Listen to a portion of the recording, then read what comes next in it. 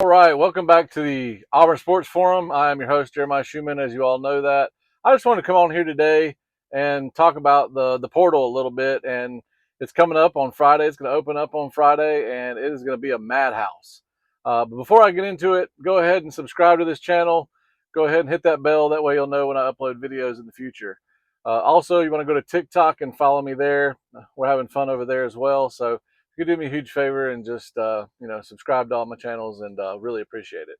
But the one thing I want to talk about with the portal is the madhouse of the portal. The portal is only open one time this season. Last year you had one open up in the spring as well, and this year it's just one time. So what you're seeing is all these other players are deciding that the ones that are on the fence are just deciding, hey, we're going to go test the waters and see what happens, because there's only one time. If you don't get in now, you're not getting in for a whole nother year. You're with the team that you're with, which is kind of nice, because you don't want guys to see what goes on in this portal window and then choose to get in the next portal window in the spring, which really screws up your team chemistry and everything else. So I think we all know that the off-season schedule is all screwed up in college football, but this is the one thing I think they got right when they have one portal. When it opens, it opens. You either get in it or you don't.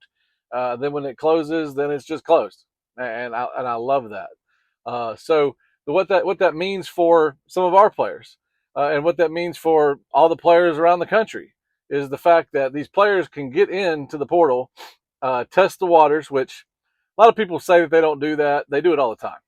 I mean, it's going to be more prevalent now because of it's just one window. But they're going to get in if they're a little wishy-washy, get in, see what their offers are, and then get out. And as you saw in one of my TikToks, if you watch my TikToks, you saw that I posted that one of the reporters on X basically said that one of the things that they're seeing is that a team will give an evaluation to a player and give them a good evaluation too.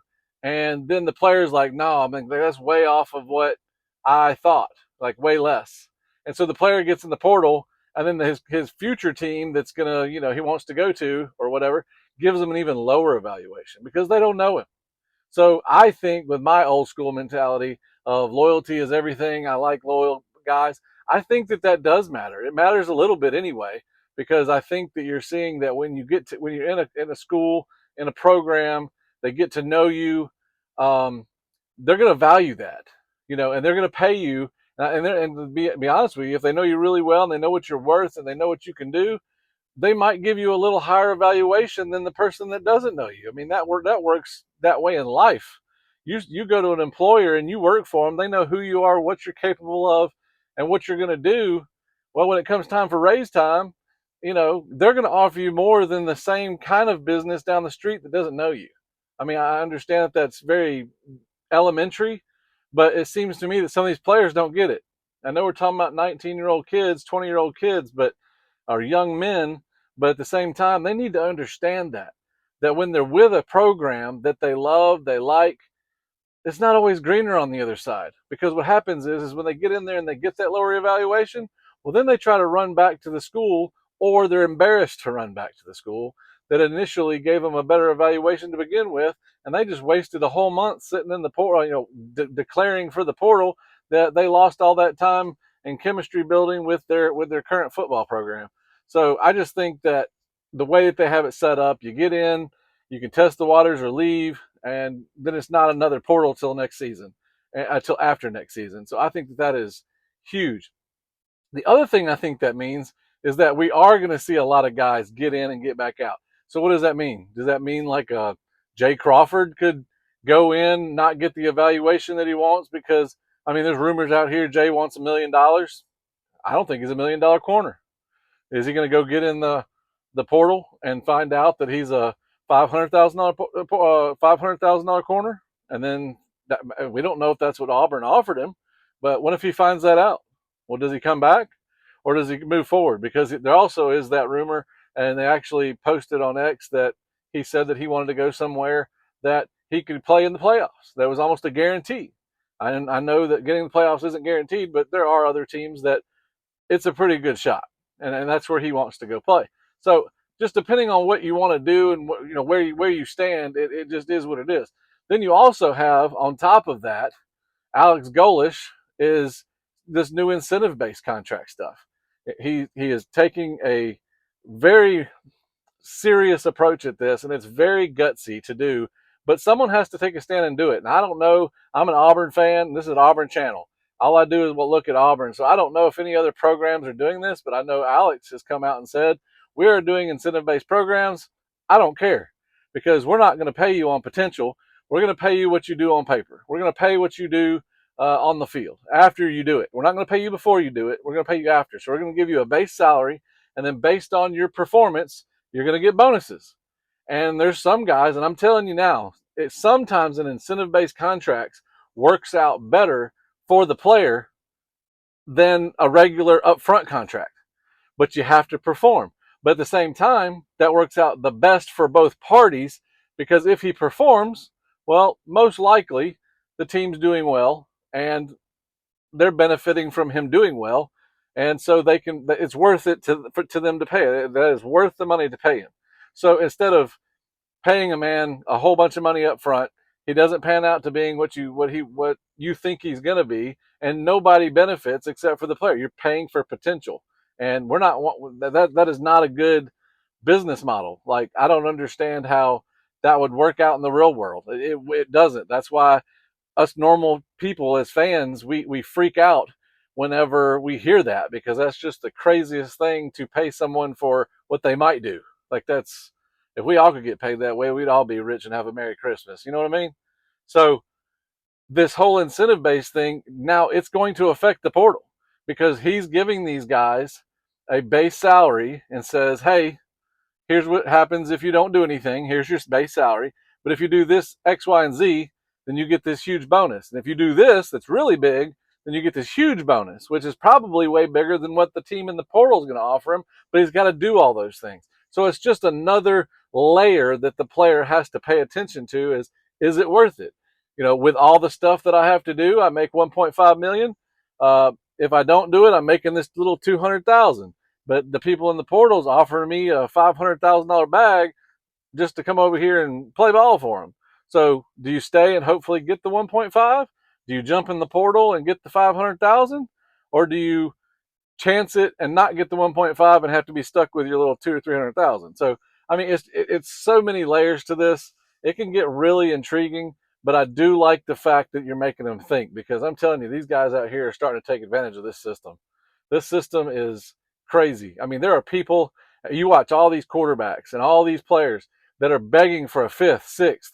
I mean, look at TJ Finley. What is he on, like the 27th year? I mean, he's like about to turn 40 and has grandkids. I mean, I don't understand. They want to stay in the NCAA. They don't care about going to the NFL anymore. Going to the NFL is not the way to go anymore. And they know that. They stay here and get bags here. They're already here. They don't have to go prove it to anybody in the NFL. They can stay here and get bags. Plus, what about the guys that aren't going to go to the NFL? They know they're not going to the NFL. They're just going to stay here, get bags, and live their life. I mean, a lot of these guys are getting 1 point so million. I mean, Kewan Lacey, there's 1.8 million on the table for him. I know Cam Coleman, he's in the 2, 3, maybe even plus, range for him. I mean, it's absolutely nuts the money that these guys are getting. They're not rushing anymore to get to the NFL. That's why I had said earlier, and people call me crazy, why is Keldrick Falk going to the NFL? Keldrick Falk could have gotten so much money here, guaranteed, played another year, and become a better defensive end. He's a fantastic defensive end. He's not an elite one yet. Fantastic. A lot of people said he was. You hear all the hype. But from what he did, I watched all the games. He's a great defensive end. He can become elite, but he rushed off to go to the NFL. Now, he has his reasons, but who knows what Auburn would have paid him. Or, and I hate to say this, what if he jumped in the portal and someone really, really liked Keldrick Falk? They wanted to pay. I mean, there's all kinds of things to look at. So I don't know why, other than just the dream of playing in the NFL, I don't understand why people are running for the hills. It just doesn't make any sense to me. So the portal opens January 2nd, and I'm going to tell you right now, it is going to be the craziest circus on the planet because last year you saw there's probably 5, 6 good quarterbacks. There is multiple times that. now. I mean, top tier talent in this portal. If you've got money, you can go to Walmart and spend it. I'm telling you now, when this portal opens, if you need a defensive end, you can get a defensive end, a top tier defensive end, if you're willing to spend it. That's the thing, is we're now in the infancy of this portal system, and we're now in a very dangerous spot where we're just a year or two in, and it's just the wild, wild west. And all these guys understand that at some point they're going to have to close this. They're going to have to rein this in. They're going to have to put a cap on it. They're going to have to stop this wild, wild west cowboy stuff, because it's just not sustainable. But while it is going on, the colleges are going to show, hey, we got the money while this is going on, and they ain't capped anything. We're going to pay. We're going to, they're going to slap it all out on the table and say, this is us, and this is what we're willing to pay for that player, and we'll go higher. And it's wild, wild west stuff. You want them, you pay for them, you get them. And I can't wait till they rein it in, because this is getting nuts to where players are just jumping in just for the bags. I do think loyalty matters, and I've seen it in Auburn. Loyalty matters because you get a better evaluation that way. And it might not be millions and millions, but it does matter, because as I mentioned before, getting into the portal and finding out that someone that doesn't know you is not evaluating you is as high as the person that does know you. So I think that my old school mentality of loyalty still matters a little bit. And I really want the Auburn Tigers to do well with this new incentive system, because it really is going to change the way college football is dealt with on the financial side. And then it also will impact who's going to stay and go. And I think it's going to be less going and more staying. I think it's going to put back the incentive of finding that place you love, falling in love with something with the university, and staying there and making that your home. Become a Cadillac Williams and be an Auburn man. Cam was only here a year, but if you listen to him, he talks nonstop Auburn. Ronnie Brown, Jason Campbell. These guys are Auburn dudes. And that's what I like to see. Those are the guys that I'll never forget. And I want these guys that are here now to understand that. I just announced on TikTok that Tom Loy of 247 Sports says that he was told by someone, a very credible source in Auburn, that they're not worried about Cam Coleman anywhere. Cam Coleman going anywhere. They are absolutely positive that he's staying, and that's huge news.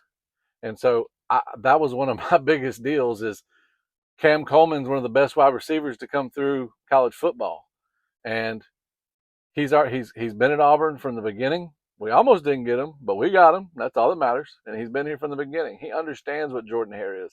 He understands the tradition of Auburn. He understands that family culture. He understands what it means to play under the lights at Jordan Hare. And I was praying that he was one of them dudes, because I want him to be one of those guys. He is so talented, and I would love to put him in that echelon of all those other guys I just mentioned, the Bo Jacksons, the Cams, the Jasons, the everybody, man, the Lundzenkirchen, rest in peace. All those guys. I want him to be in that folklore of conversation. And if that man can stay here and not jump around, my respect level goes through the roof for that man. And if it's true and he stays, I'm getting chills right now just talking about it. I've been an Auburn fan for 35 years, and I would love nothing more than for Cam Coleman to be recruited by Auburn, stay at Auburn through his whole career, go to the NFL, and do something great and represent Auburn the way people do. Last thing I'm going to say about the whole, folklore of Auburn and players is it killed me. The reason I am just gung ho and so intrigued and so into this Cam Coleman thing is it killed me when Bo Nix went to Oregon. He went to Oregon because he had to. He went to Oregon because of situations. The situation wasn't good, and he dealt with it as much as he could. And I love Bo Nix. I do. I think he's got a great head on his shoulders. He's a Christian man. I love watching him in the NFL. He's killing it. I knew he would. But man, it killed me when he left. As an Auburn fan, it killed me because I know that kid grew up with his dad being a quarterback. He always wanted to be at Auburn, and then we failed him. We failed him as a university, and he had to go play for Oregon, and he had to go do that for him and his. And I'm glad that he did for him and his. I'm not glad that he did for me and my fandom. I know that sucks, and that's kind of greedy, but I don't want Cam Coleman to be in that same boat. I'm tired of these guys that are uber talented. You imagine if you could get Bo Nix and Cam Coleman to play for Auburn, like with a good offensive line. I mean, that's what Bo Nix needed. It's phenomenal to even think about that kind of stuff. But it's just I don't want to lose Cam Coleman to another school and watch him go to the NFL and then them talk about the other team that he played for. I'm so tired of that. Like we've supported this man through thick and thin, and I want him to continue that all the way to the NFL. Just one, not switching teams. It would be fantastic. So that was big, and I think that. So I guess what I'm trying to say with the Cam Coleman thing is he's not getting in the portal, so he has his reasons. He loves his situation. Now, what's Deuce Knight going to do? We haven't got an update on Deuce Knight. I thought that in the same post you would get the same update, but we didn't get an update on Deuce Knight. So what's he want to do? Does he want to jump in, stick his right foot in, and see how warm the water is? You know, I said from the beginning I felt like that Deuce Knight was more likely to stick his toes in to the portal to see how warm the water was. I've begged him on my channels to not do that. I've said it a million times on a couple of my lives that Deuce needs to sit here. He is so talented, and we have got an amazing staff now with a coach that has a history of handling quarterbacks extremely well and getting a lot of productivity out of them. All he has to do is sit behind a quarterback for one more season. I understand everybody's loved on Deuce, and Deuce is the man where he comes from. This is a different business and a different level. Not saying can't play it, because I'm telling you right now, you develop this kid, he becomes one of the best quarterbacks in the country, if not in over the last decade. So that's why I'm saying if we bring in Byron Brown in this portal, Deuce needs to sit behind Byron Brown for one season. Then you have a season or two where it's like you're completely developed and you can just let her rip. Now, you're the guy. You've been here. You understand it. You've been through 2 Iron Bowls, have learned from that, and everything that comes with being an Auburn player, along with being developed. So, man, this is one hell of a time for Auburn. This portal is getting exciting.